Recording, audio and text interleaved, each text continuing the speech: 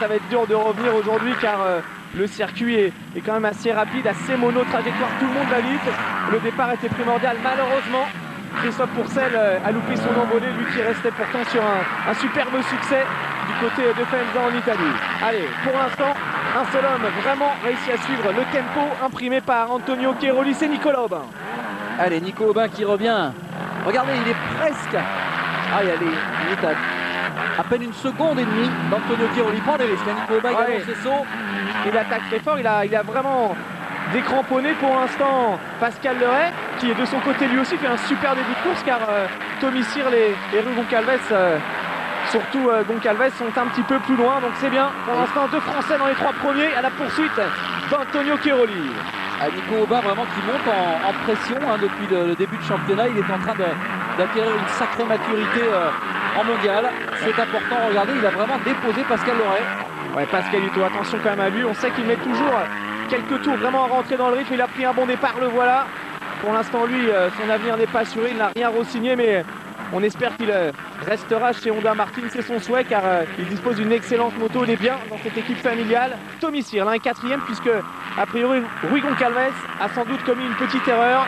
Le Portugais qui a rétrogradé. Et regardez, Nicolas Aubin une 54, Cairoli une 53. Tout de suite derrière, c'est Leray en 56, 56, 57 pour Tommy Sirle. Les deux hommes de tête sont vraiment au-dessus du lot. Allez, c'est bien parti. Xavier Bock qui vient de gagner une place en 6e position maintenant. Christophe Pourcel vient de rentrer dans le top 10. Et puis Tarou, aussi. Jérémy Tarou, 10e, qui commence à bien progresser. Des points pour Marvin Musquin, pour Steven Frossard. C'est bien du côté des tricolores. Nicolas Aubin, le voici. À l'image, Gauthier Paulin également 17e, alors que Tyler Rattray est en train de revenir très fort à la 18e place. Avec Tyler Rattray, il faut qu'il se crache réellement dans les pognes parce que Tommy Sirle et Pascal Leray, d'un point de vue comptable, reviennent petit à petit. Et Tommy Sirle qui est d'ailleurs pas très loin de Pascal Leray, qui lui-même est revenu sur les talons de Nicolas Aubin. Abandon de Garnieri. Ouais, Garnieri, problème. Peut-être. L'Italien qui revenait en forme pourtant, un petit souci. Abandon pour le coéquipier de Nicolas Aubin justement. Le site abmoteur.tv est ouvert aujourd'hui, vous pouvez nous poser vos questions sur internet, pas de problème, nous y répondrons. Avec toujours Antonio Cairoli qui fait la différence, 102 points d'avance au classement provisoire. Alors forcément il y a encore un gros coup à jouer aujourd'hui, d'autant que Christophe Pourcel a loupé son envolée. Allez, la Cairoli Touch avec les sauts évidemment bien cassés. C'est un magnifique client, cet Antonio Cairoli, toujours aussi flamboyant. Ouais, et puis ce petit problème physique, apparemment ça a l'air d'être réglé, il ne souffre pas.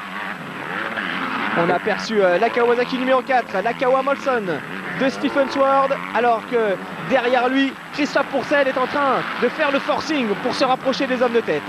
Allez, Stephen Sword en 8e position, bientôt sous pression. Christophe Pourcel qui est très déterminé en cette fin de saison. La semaine passée, il a remporté le championnat de France Élite du côté dernier en 4,50. Il a battu son frère, mais également Mickaël Pichon, les 3 manches. Et puis on se sent vraiment concerné dans cette fin de saison. Il a envie de terminer fort. Alors il a eu des petits soucis hier au niveau moteur. Il a encore loupé son départ, mais il revient bien. Lui qui a déjà gagné une manche ici, la première manche de Grand Prix de sa carrière il y a 2 ans. Il va pourtant falloir se faire un chemin dans cette manche. Christophe Pourcel est en 1,57 au milieu des attardés, alors que devant, Cairoli 1,53 559. Et écoutez bien, Nicolas Aubin 1,53 589. Aubin est carrément capable d'aller chatouiller l'Italien. Pour l'instant, c'est le seul à réussir les mêmes chronos. Ça, c'est sûr. On a également vu Xavier Bock qui est très bien placé. Xavier Bock, c'est vrai que c'est un Français, on n'en parle pas trop souvent.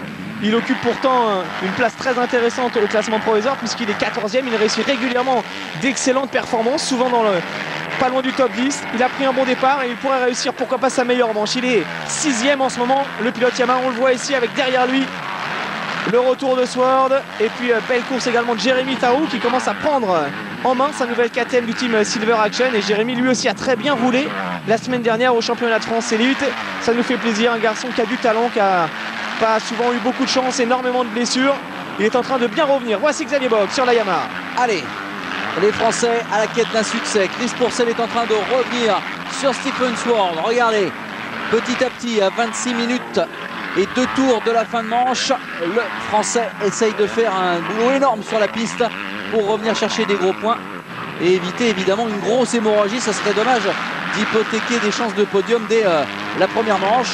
Lui qui avait magnifiquement géré le dernier Grand Prix. Allez, il se rapproche, Christophe Pourcel de Stephen Sword.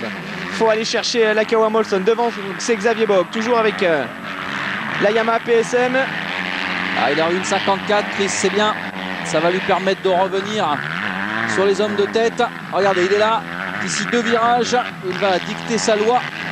Alors ce matin au warm-up, il a essayé pas mal de choses, des nouvelles trajectoires. Il a vraiment cherché des lignes, Christophe Pourcel, justement pour éventuellement anticiper ce mauvais départ et revenir trouver des ouvertures. Et il a bien fait, hein, regardez.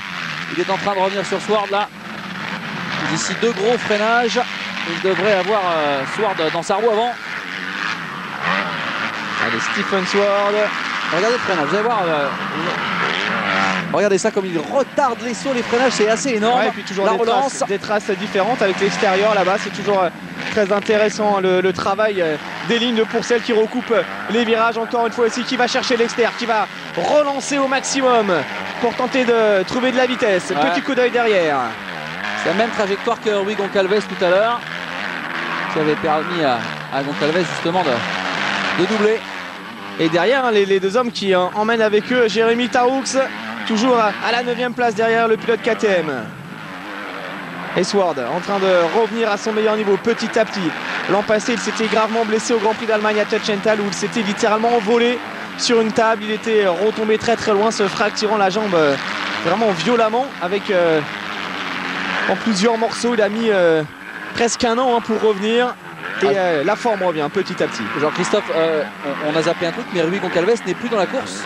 Ouais, Rui Goncalves, on l'avait vu tout à l'heure, hein, qui s'est fait déborder par Searle et qui ensuite a disparu. Ouais. Abandon de Rui Goncalves au 3e tour. Alors que le meilleur temps en course, c'est toujours Antonio Chiaroli. L'attaque de Pourcel, mais qui a du mal quand même à trouver l'ouverture sur Sword. Et surtout, les 2 hommes ne reviennent absolument pas sur Xavier Bock, qui claque des 1,54,7 régulièrement. Ils sont tous dans le même timing là, hormis les 2 hommes de tête qui vraiment s'éclatent en 1,53 devant. Ouais, mais je pense que Christophe est clairement plus rapide, mais c'est dur de doubler ici. Ouais, 54,6, 54,7, c'est pas évident. Il va falloir forcer la chance. Et derrière Taroux qui est là, super course de Jérémy Taroux. En revanche, Anthony Boissière en difficulté, seulement 19e. Steven Frossard en 13e position derrière Marvin Musquin, Gauthier Paulin dans les points. On a quand même, Jean-Christophe, une sacrée nouvelle génération de jeunes pilotes en MX aujourd'hui. Ça avait mis un tout petit peu de temps pour se former, mais là, on peut dire qu'on tient une belle bande qui devrait chatouiller l'élite mondiale pendant assez longtemps. Allez, on retrouve le leader, Antonio Chiaroli, qui a environ 3 secondes 3 d'avance sur un excellent Nicolas Aubin qui tient le rythme derrière. Pas de problème pour Nicolas. Pascal Leray en revanche voit revenir dangereusement Tommy Searle sur ses talons. Les 2 hommes sont vraiment roue dans roue. Alors encore peut-être le syndrome de la 4e place pour Pascal. C'est vrai qu'il en a marre, il termine quasiment toutes les manches à cette position. Il aimerait bien enfin renouer avec le podium. Tyler Rattray est en train de revenir, il est 14e pour l'instant. Allez, Rattray à la poursuite du top 10. Petite info concernant les Supercross qui se sont disputés hier soir en France. Du côté de la Bosse de Bretagne, victoire de Roderick Tin devant Kunsi de Vonksana et le retour de Thierry Bétis qui était revenu à la compétition. Belle course également de l'organisateur, notamment Raphaël Baudouin qui termine dans le top 5. Et puis du côté de l'Avor, victoire de Benji Kouazi devant Alexandre Ruiz et Stéphane de Martis. Les hommes du SX Tour en train de s'échauffer car on vous le rappelle, l'ouverture du championnat de Supercross c'est la semaine prochaine à Saint-Valery-en-Caux. Alors que regardez, c'est passé cette fois-ci. Christophe Pourcel s'est débarrassé de Stephen Sword alors que Jérémy Taroux lui aussi va aller chercher le pilote anglais. Et puis au programme, il ne faudra pas rater la finale de l'élite à la Capelle Marival. Ouais, avec 11 et 12 août. Avec la présence également de Christophe Pourcel, le Supercross, le SX Tour. Hein. Je termine avec ça, c'est l'ouverture du championnat la semaine prochaine à Saint-Valery-en-Caux en Normandie. Avec tous les meilleurs pilotes, il faudra aller absolument faire un tour là-bas. Allez, Christophe Pourcel à la poursuite du top 5. Il est 7e actuellement. Devant lui, il y a toujours Xavier Bock, Gareth Swanepoel. Mais on le sent concerné à l'attaque en ce moment, Christophe Pourcel. C'est clair qu'il n'a pas trop le choix, Chris. Autre bonne nouvelle du côté du MX3 aujourd'hui, puisque Yves Demaria a signé la pole position alors que son principal rival Sven Brogolmans, qui compte 7 points d'avance au championnat, n'a que le 4e temps et surtout un temps à 2 secondes de Yves de Maria. Donc on espère vous donner des nouvelles dans la journée de ce qui se passera du côté du MX3. On a aperçu Taroux en train de réussir sa plus belle manche, hein, puisque le pilote KTM est sur les talons maintenant de Stephen Sword. Et Cairoli toujours au métronome hein, dans cette manche, il ne se retourne pas, il fait sa vie. Et Searle qui est passé derrière. Searle vient de doubler Pascal Leray pour la 3e place. Ça c'est important car on l'a déjà dit, mais les deux garçons se tiennent au classement provisoire. Searle est 4e, Pascal Leray 5e, il y a très peu de points d'écart entre les deux hommes, seulement 7 points à l'avantage de l'anglais. Intervention dans les stands au micro. Ça va aller chercher quelques impressions en live sur cette manche ici du Grand Prix de Loket. Allez, l'attaque toujours d'Antonio Cairoli, le leader. Et pour l'instant l'homme le plus vite en piste, eh bien c'est Nicolas Aubin en 1,52,9. C'est lui qui a le record. Ah ouais, meilleur chrono. Hein. Incroyable. Meilleur chrono pour Nicolas Aubin, qui se sent bien depuis quelques semaines. Il a eu un petit passage à vide. Chris Pourcel est passé en 7e position. Ouais, on l'a vu. Est en train de revenir lui aussi. Il fait tomber ses chronos. Alors Claudio, Antonio est légèrement blessé au doigt, mais apparemment ça semble quand même bien se passer pour lui.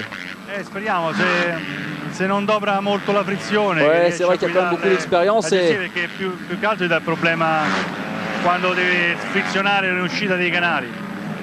C'est vrai qu'à le voir piloter, on n'a pas l'impression qu'il est blessé quand même. Antonio Cairoli, il a dû bien être soigné dans la semaine.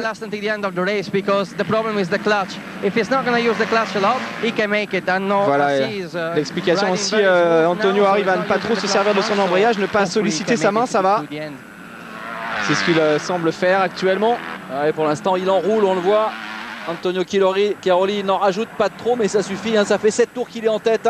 Alors pas mal de mails, notamment David Leblanc qui nous parle de Namur. Ça a lieu la semaine prochaine et c'est vrai qu'on avait annoncé une surprise lors du Grand Prix de France. La surprise, c'était l'éventuelle venue de Ricky Carmichael. Sylvain Guébours et Eric Guébours étaient en discussion avec Roger de Coster et Ricky pour qu'ils viennent disputer Namur. Finalement, il n'y aura pas de surprise puisque Carmichael ne sera pas en Belgique. On vous rappelle que pour retrouver Ricky, ce sera du côté du Supercross de Bercy et là ça risque d'envoyer du très très lourd dans le POPB avec Carmichael au guidon de la 450 RMZ d'usine. Ça va faire du bruit. Ça risque effectivement d'être sympa ce jubilé dans le chaudron parisien. Allez, on revient maintenant sur un Pascal Leray en difficulté puisque Gareth Swanepoel se rapproche du pilote français. Tommy Searle a pris l'avantage pour la 3e place. Maintenant, le retour de Gareth Swanepoel, le pilote sud-africain, 6e du classement provisoire, un garçon solide, costaud. Et puis on parlait un petit peu d'États-Unis. Vous le savez, Sébastien Tortelli et Ricky Johnson, eh bien c'est fait sur le circuit de Paris. C'est Tortelli qui fait des courses en Rhino. Il a fait ses premières compétitions avec cette drôle de machine de chez Yamaha et ça lui plaît pas mal. Sébastien Tortelli, effectivement, qui a investi avec Ricky Johnson dans le circuit de Paris. Ils ont ouvert une école de pilotage, ça y est, c'est disponible. Si vous voulez plus d'infos d'ailleurs sur cette école, vous pouvez aller checker sur le site de motovert.com. Il y a une interview très sympa de Sébastien Tortelli. Il y a également la visite de sa maison, la visite de la maison de David Villemain, c'est très cool. Alors que Tommy Searle occupe désormais la 3e place. Nicolas Aubin est 2e et Nicolas Aubin ne lâche rien car Antonio Cairoli est toujours dans sa ligne de mire. Et ça, il y a peu de pilotes qui ont réussi cet exploit depuis le début de l'année, hormis Christophe Pourcel. Et le nouvel homme le plus rapide en piste, eh bien c'est Tommy Searle qui est en train de revenir lui aussi. Il va falloir que Nico Aubin se méfie en fin de manche. Si Searle a la santé et le physique pour aller au bout, il reste 17 minutes maintenant dans cette manche. L'avantage aujourd'hui, c'est qu'il ne fait pas très chaud, donc les physiques souffrent un petit peu moins. La semaine dernière, il y a eu jusqu'à 47 degrés en Bulgarie pour le Supermoto. Imaginez comme les pilotes ont souffert. Mais là, avec 17 degrés, ce n'est pas le cas. Là, ça n'a rien à voir au niveau effectivement. On se croira au mois de novembre. Là, c'est des bonnes conditions. Le circuit est bien quand même aujourd'hui, finalement. C'est moins sec qu'hier, il y a une adhérence correcte. On a vu malgré tout qu'il y avait quelques trajectoires à trouver. Christophe Pourcel l'a démontré dans sa remontée. Pascal Leray, 4e devant Swanepoel qui revient. Xavier Bock toujours 6e et Christophe Pourcel 7e qui est revenu à 2 secondes du pilote Yamaha. Jérémy Taroux a débordé Stephen Sword. Rattray désormais à la 11e place. Belle course de Rattray qui a chuté au départ, qui n'est pas loin maintenant de rentrer dans les 10. Marvin Musquin qui confirme sa belle prestation italienne puisqu'il est 13e. Belle course de Gauthier Paulin dans les points également. Boissière et Aranda 19e et 20e, c'était un petit peu moins bien pour les deux Français. Et Christophe Pourcel qui vient de faire son meilleur temps en course en 1,53,6. Lui aussi est en train de faire tomber les chronos. Il va de toute manière falloir aller encore plus vite que ça pour revenir au plus proche des leaders. Et il reste encore 15 minutes plus de tours dans cette première manche en direct de Loquette. Et néanmoins pour l'instant Christophe est plus rapide que Book, que Swanepoel et que Pascal Leray. Et regardez cette domination d'Antonio Cairoli, vraiment intraitable dans cette manche, facile. Alors on revient peut-être à une bagarre derrière avec Jérémy Taroux qui a débordé Stephen Sword. Il est 8e actuellement, l'ancien champion d'Europe qui a signé chez KTM Silver Action il y a quelques semaines et qui commence vraiment à bien progresser, même si derrière lui ça revient très fort. Sword est toujours là. Il y a également Martin Barr, le pilote Yamaha, et puis surtout Tyler Rattray qui réussit un comeback tonitruant après son erreur. Il doit s'épuiser Tyler Rattray dans cette remontée, mais il n'a pas trop le choix. Le 3e du classement provisoire de ce championnat du monde, qui est en train de se faire grignoter des points et par Leray, et par Searle, et par Swanepoel. Allez, Jérémy Taroux, ici à l'image. Double champion d'Europe, 85 cm3. Un garçon vraiment talentueux, malheureusement qui s'est souvent blessé, qui n'a pas toujours eu la réussite avec lui. On espère que, pourquoi pas, ce Grand Prix pourrait totalement le décomplexer, alors que côté tricolore, ça y est, Christophe Pourcel a fait la jonction avec un excellent Xavier Bogue. Le voilà Xavier, actuellement à la 6e place. Deuxième année de Grand Prix pour ce garçon seulement. Et l'intérieur, ça passe du côté de Christophe Pourcel qui casse les sauts. Lui aussi, il essaye de trouver la vitesse. Il va en avoir besoin de vitesse pour revenir au plus haut du classement.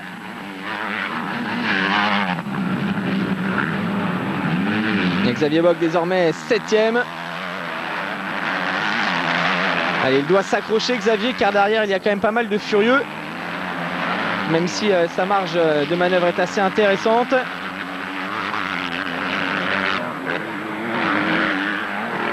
Maintenant, il faut voir si Christophe Pourcel va avoir les ressources nécessaires. Il reste encore 13 minutes plus de tours pour revenir sur Swanepoel, sur le groupe Swanepoel-Leray. Il attaque fort en ce moment, c'est sûr. Alors que Grégory Aranda, qui avait chuté, vient de laisser passer son coéquipier. Aranda en 20e position. Allez, Christophe Pourcel à la poursuite de Swanepoel et Pascal Leray. Allez, ça c'est le target. Swanepoel et Pascal Leray pour aller chercher. Il revient en ce moment quand même. Regardez, il se fait plaisir en plus. Le whip pour Christophe Pourcel. Ils ont du style quand même, ces pilotes de MX, Jean-Christophe. Je ne sais pas ce que vous en pensez, mais ils y mettent en plus la manière, la façon. Allez, 23 secondes 4 du leader, 4 secondes de retard sur Swanepoel. Bah, ça va le faire, je pense, pour Christophe Pourcel en ce moment, qui est vraiment dans un rythme assez intéressant.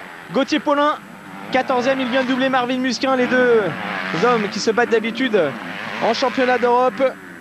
Et peut-être dans quelques instants une intervention, du team GPKR. Ce serait le bon moment peut-être pour aller poser des questions sur l'état des lieux de la remontée et peut-être les consignes qui sont données sur le bord de piste à Chris Pourcel. La plaque 377 à la recherche d'une 3e ou d'une 4e place d'ici 12 minutes et 2 tours. Ça y est, il est revenu, mais il a fondu littéralement sur Gareth Swanepoel que l'on aperçoit ici. C'est sûrement l'un des hommes les plus rapides en piste actuellement, hein, Christophe Pourcel.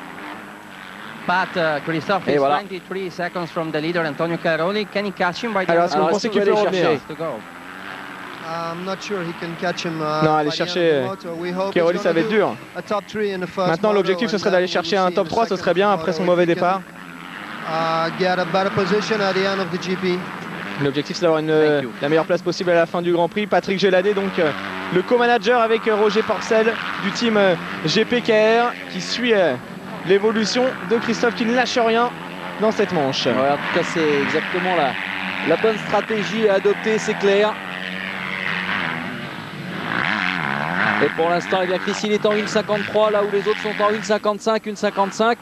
Seuls les deux leaders sont en 1,53 aussi. D'où effectivement l'objectif de revenir dans le top 3. Ça peut revenir hein, sur Tommy Searle, Swanepoel et Leray.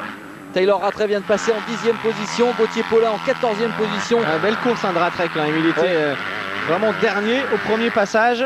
Il vient de rentrer dans les 10. Ah, il est consistant. Ça risque d'être un client pour la deuxième manche. Taylor Rattray, même si forcément il est en train de puiser dans ses ressources. Et Antonio qui enchaîne toujours avec une régularité métronomique. Il a les tours en tête. Pour l'instant, absolument pas inquiété depuis le début de la manche. Ouais, c'est de Carly, on observe tout ça bien sûr. Ouais, mais Nicolas Aubin qui est toujours second. C'est vrai que ça fait un moment qu'on n'a plus parlé du français, dont l'objectif clairement avoué avant ce Grand Prix de Loket, c'était de viser le podium au général.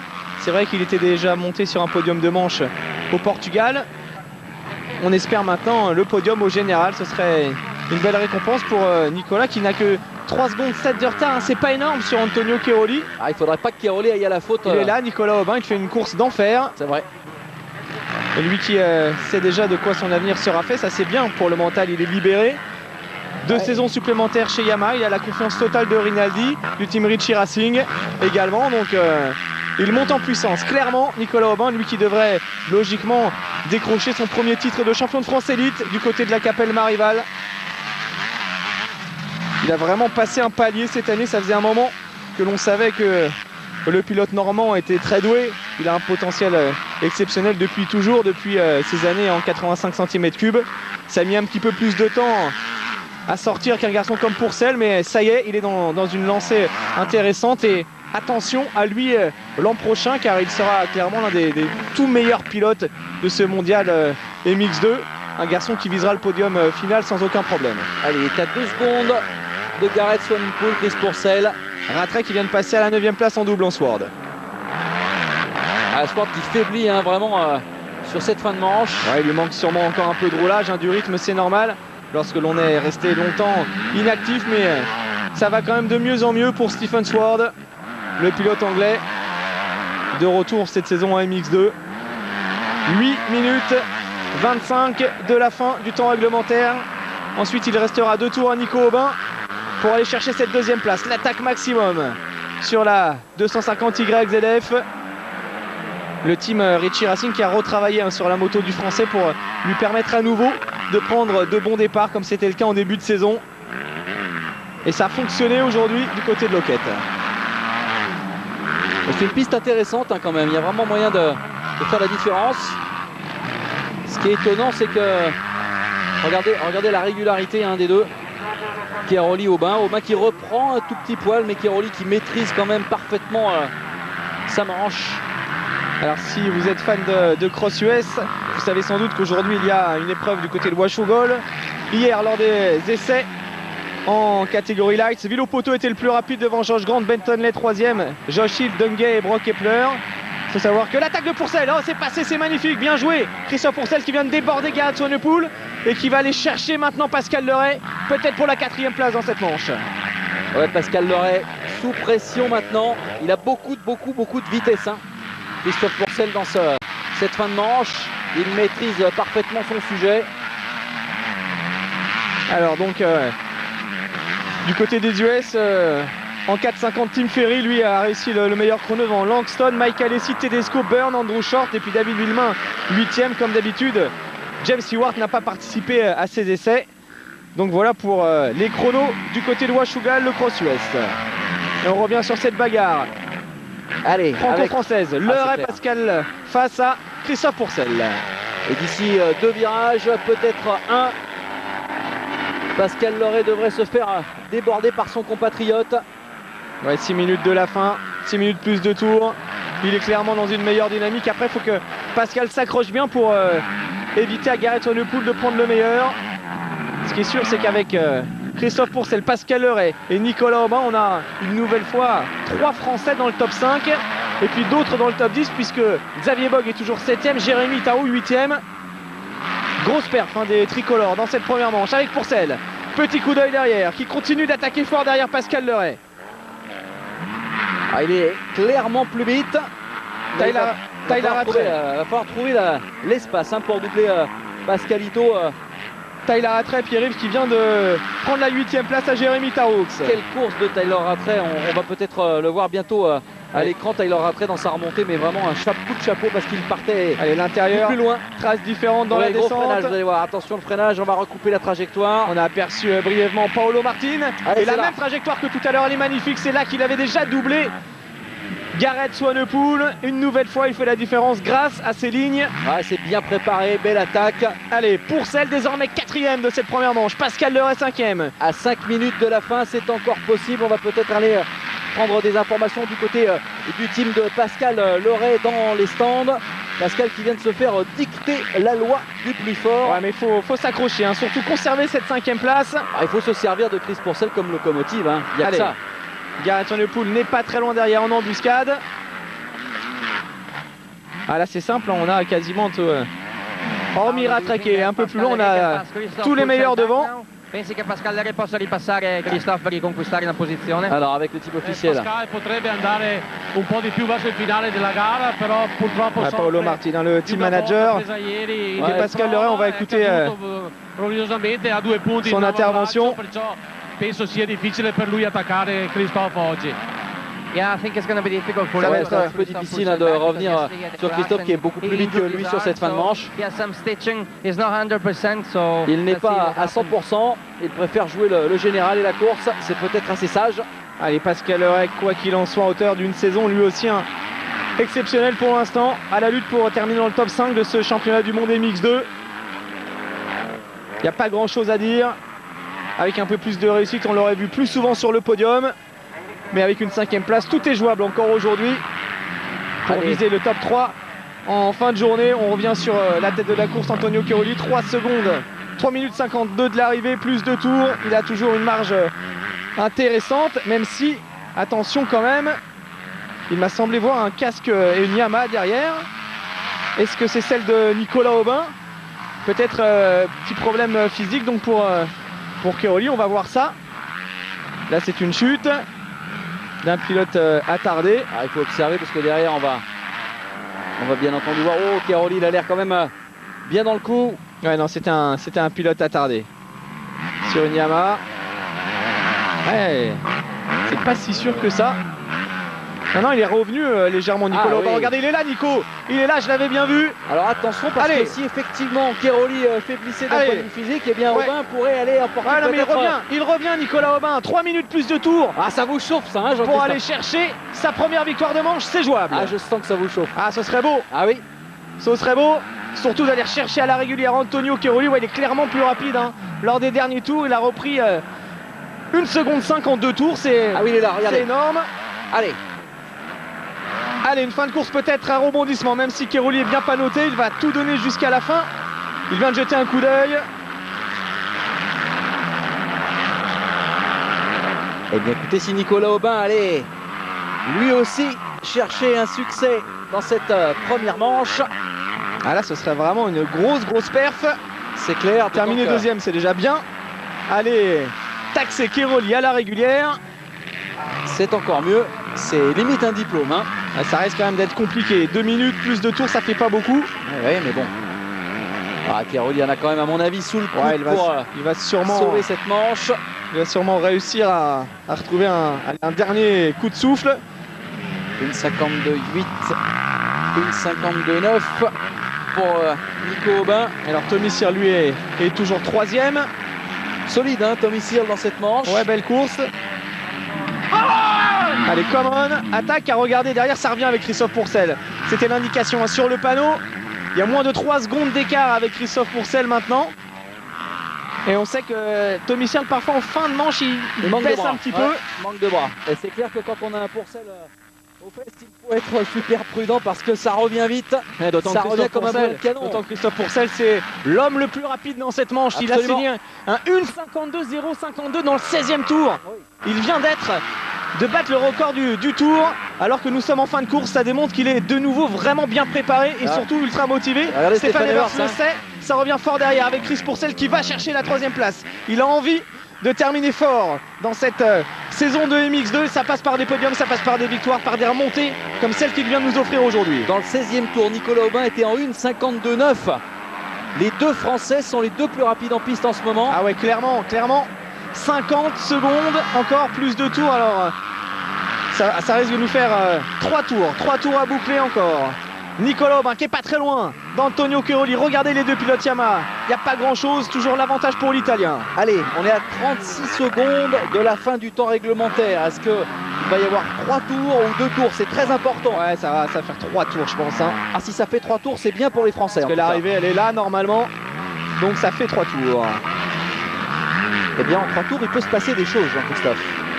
Il peut se passer des choses pour Pourcel, il peut se passer des choses pour Aubin.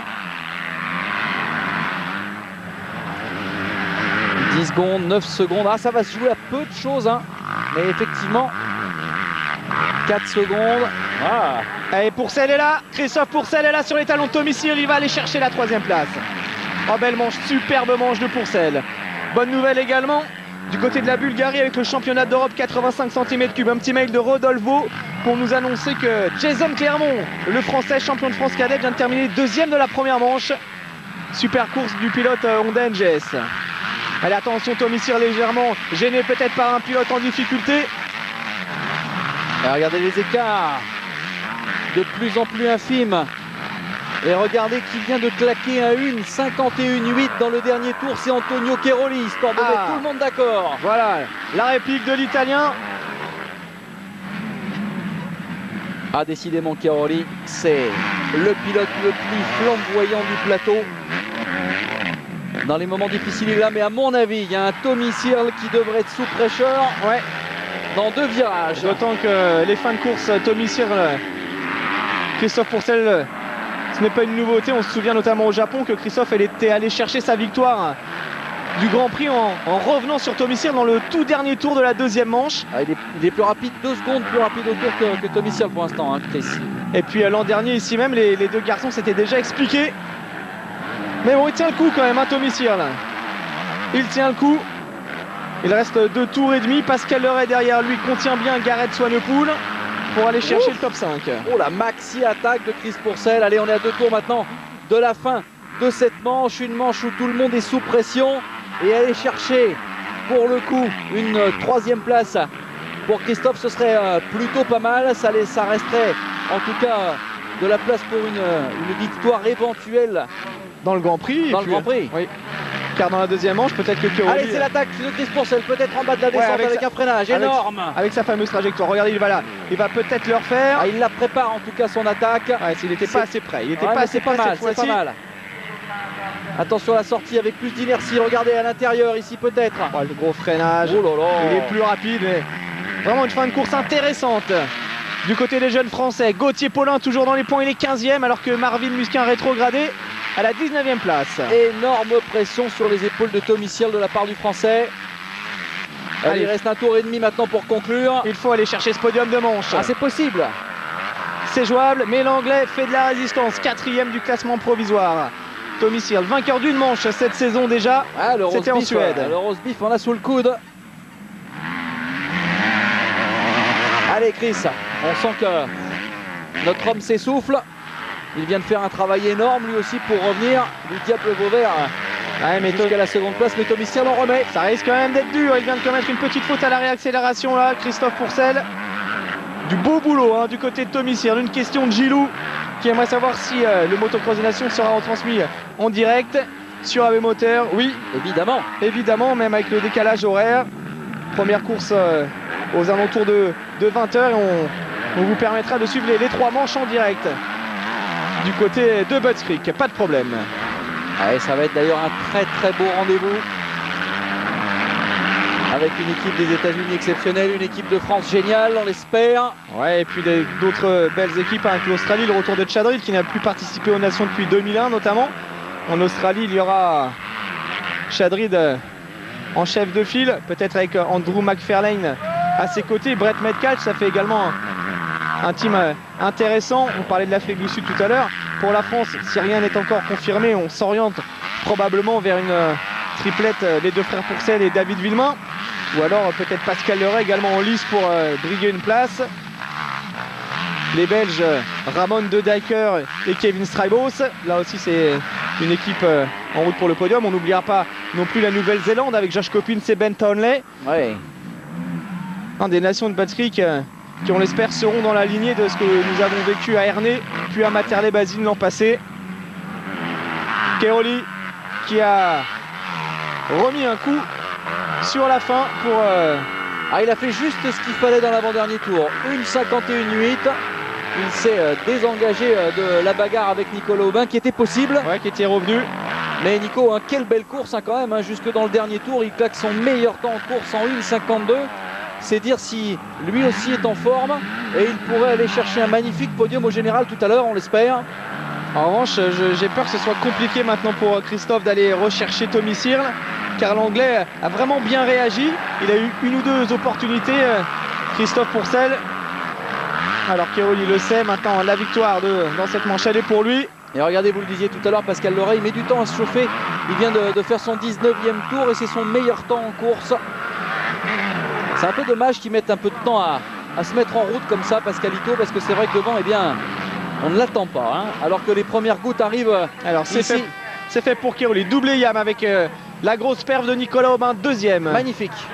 Alors qui va terminer 3e, Searle ou Christophe Pourcel? Je pense que Tommy Searle avait quand même repris l'avantage. On va attendre. Ils sont assez loin quand même. Ouais, Tommy Searle qui conserve finalement la 3e place devant Christophe Pourcel. Il s'est bien battu Tommy Searle. C'est une belle bagarre. Il fallait avoir du courage pour résister aux grosses attaques de Chris Pourcel. Ouais, belle course de Pascal Leray, 5e. 6e place pour Gareth Swanepoel. Xavier Bogue en 7e position, belle performance. Ouais, qui va résister peut-être jusqu'au bout à Tyler Rattray. Regardez, Alex Xavier jusqu'au bout pour la meilleure performance de sa carrière en mondial, c'est fait. Yes, ouais. Bravo monsieur. Très belle course de Xavier Bogue. Tyler Rattray également en 8e position. Et Jérémy Tarou qui va terminer 9e. Très belle course également pour Jérémy dans le top 10. Sword est 10e. Et pour les jeunes Français de l'Europe, Gauthier Paulin 15e. En revanche, Marvin Musquin qui a rétrogradé à la 20e place. Un petit peu plus compliqué pour Marvin dans cette manche. Son meilleur tour en 1,58, c'était dans le 6e tour. C'est dire quand même la différence et le travail qu'il reste à accomplir pour ce jeune pilote qui, malgré tout, lors du dernier Grand Prix, avait fait une manche absolument incroyable. On vient de voir l'arrivée de Gauthier Paulin qui a terminé 2e la semaine dernière de l'épreuve de championnat d'Europe, coaché par Jackie Vimon. Ça progresse vraiment à pas de géant du côté de ce jeune garçon. Allez, on se débarbouille. Toujours un petit peu ici dans les coulisses. Antonio Cairoli qui ne doit pas être très sale. Il n'a pas vu grand monde. À part des attardés. Il est détendu, il a le sourire. Et on l'aurait à moins, évidemment, car même blessé, la bête reste dangereuse. La preuve. Il le disait tout à l'heure, pour l'instant, je gère. L'important, c'est le championnat. S'il continue à gérer comme ça, ça va se compliquer de plus en plus pour Chris Pourcel. Car on l'a vu, même d'un point de vue comptable, si c'est jouable encore pour Chris d'être champion, si on tombe sur du Cairoli de cette nature-là jusqu'au bout, ça va pas être facile quand même. Les 5 Français dans les 10 premiers quand même. Ça, c'est quand même un beau signe de santé. 3 dans le top 5. pour le motocross français. Anthony Boissière qui a regagné quelques places sur la fin. Anthony Boissière, 10e du classement provisoire, qui alterne vraiment le bon et le moins bon. C'est assez irrégulier encore le pilote Kawa CLS. Il y a du talent, c'est sûr, mais il faudrait réussir à être un peu plus régulier alors qu'il pleut maintenant du côté de Loquette. Ouais. Petite pluie là qui est en train de s'abattre. Keroli, Pourcel, Rattray, Searle qui a désormais 11 points d'avance sur Leray pour la 4e place. Swanepoel, Aubin toujours 7e. Anthony Boissière 10e devant Marcus Schiffer. Ouais, Carlnen lui n'est pas là aujourd'hui. Et puis Xavier Bog avec 131 points qui se rapproche notamment d'un garçon comme Garneri, comme Carlnen. Ouais, il fait son chemin dans ce mondial. Belle première participation en tout cas. D'autant que Xavier s'était blessé au Grand Prix d'Italie alors qu'il était dans une bonne dynamique. Malheureusement, il était sorti du top 15 juste avant le Grand Prix du Japon, donc il n'avait pas pu se rendre du côté de Sugo. Il avait perdu forcément du terrain là-bas. Et depuis quelques semaines, vraiment, il est très en forme, il revient bien. C'est un garçon à suivre dans cette fin de saison, Xavier Bock, qui brille également en championnat de France élite. Jean-Christophe, on le disait tout à l'heure, c'est l'hiver, mais on vous a quasiment pas menti. Regardez ici à Loquette, eh bien, on sort les parapluies comme un petit peu partout en France, sauf dans le sud-est. Et ouais, donc des conditions qui vont évoluer. La piste qui avait séché avant le départ du MX1, ça reste quand même là de glisser pas mal. On va revivre les meilleurs moments de cette première manche de la journée avec, pour commencer, le départ, l'excellente sortie de Leray là-bas à l'extérieur. Keroli qui signe le hold shot et puis Nicolas Aubin rapidement en deuxième position. La chute qui implique Tyler Rattray, Sestola et puis également Grégory Aranda. Ensuite, Antonio Keroli va s'occuper de tout pour donner le rythme, le ton dans cette manche. Un ton qui va être très bien suivi ici par Nicolas Aubin, qui petit à petit va être toujours au contact du leader du championnat du monde, avec un très beau style, une belle vitesse de pointe et un meilleur temps en course dans l'avant-dernier tour. Et le retour ici de Chris Pourcel, qui était parti aux alentours de la 15e position et qui va se débarrasser de tout le monde jusqu'à Pascal Leray, son compatriote, et venir échouer très très proche d'un Tommy Searle qui n'aura rien lâché. Victoire de Keroli dans cette manche. Facile victoire, j'aurais tendance à dire. Alors Nicolas Aubin 2e, il avait déjà réussi cette performance lors de la seconde manche cette saison du Grand Prix du Portugal à Agueda. Après avoir connu un petit pépin d'embrayage dans la première. Donc on lui souhaite que tout se passe bien tout à l'heure. Et on croise les doigts vraiment pour que Nico aille chercher... pourquoi pas son premier podium et même pourquoi pas son premier Grand Prix, car on le sent quand même vraiment très bien aujourd'hui. Keroli est rapide également. Il a peut-être un petit problème physique, ça ne s'est pas trop vu, d'autant qu'il a reclaqué le meilleur tour sur la fin. Mais sait-on jamais, des conditions de course un peu favorables et ça pourrait permettre à Nico de réussir une bonne perf. Alors on retrouve le vainqueur. Yeah, I'm very disappointed for my finger, but je suis un peu déçu avec ce problème au doigt, mais finalement ça va, le circuit est très rapide heureusement, donc je n'ai pas à servir trop de mon embrayage. On verra ce qui se passera tout à l'heure dans la seconde manche. Mais j'aime bien ce circuit et j'espère que j'aurai le même résultat que lors de cette première manche. Il en profite pour faire un coucou à sa maman. C'est quand même assez touchant de la part d'Antonio Keroli. Ciao mamma.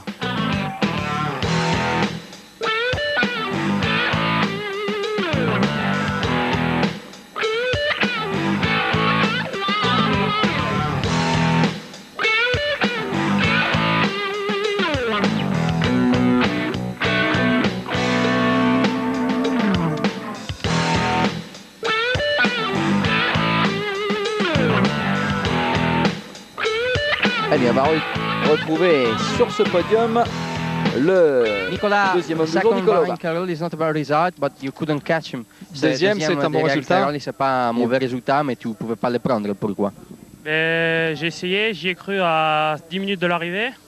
J'ai tout donné, mais je me suis un peu fatigué. Puis une deuxième place, c'est beaucoup de points pour le championnat. Donc voilà, j'ai relâché un peu le dernier tour. Mais je pense pas que j'aurais pu aller le chercher et rouler vraiment vite. J'ai donné tout ce que j'avais, donc voilà.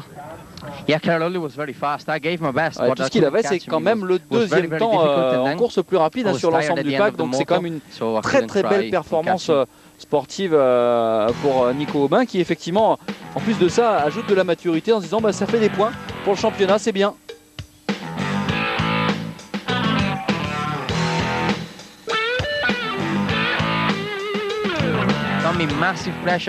Alors Tommy, il y avait pas mal de pression sur vos épaules sur la fin avec le retour de Christophe Pourcel. Je savais effectivement qu'il revenait, j'étais bien indiqué par le panotage. Il est vraiment revenu fort après un mauvais départ. Mais j'ai vraiment essayé de conserver cette troisième place. À deux tours de la fin, j'ai réussi à retrouver vraiment de bonnes lignes et à être assez rapide. Et je l'ai vraiment conservé ma position. Il n'a pas réussi à me dépasser. Très motivé Domicial dans cette manche, hein, on a vu les hommes du team KTM Red Bull motiver leur champion, ils ont bien fait. Domicial qui sera toujours l'an prochain en MX2 avec Tyler Rattray à ses côtés puisque les deux hommes ont re-signé chez KTM. Toujours sous la houlette de Stefan Everts qui lui aussi a prolongé son engagement avec la firme autrichienne.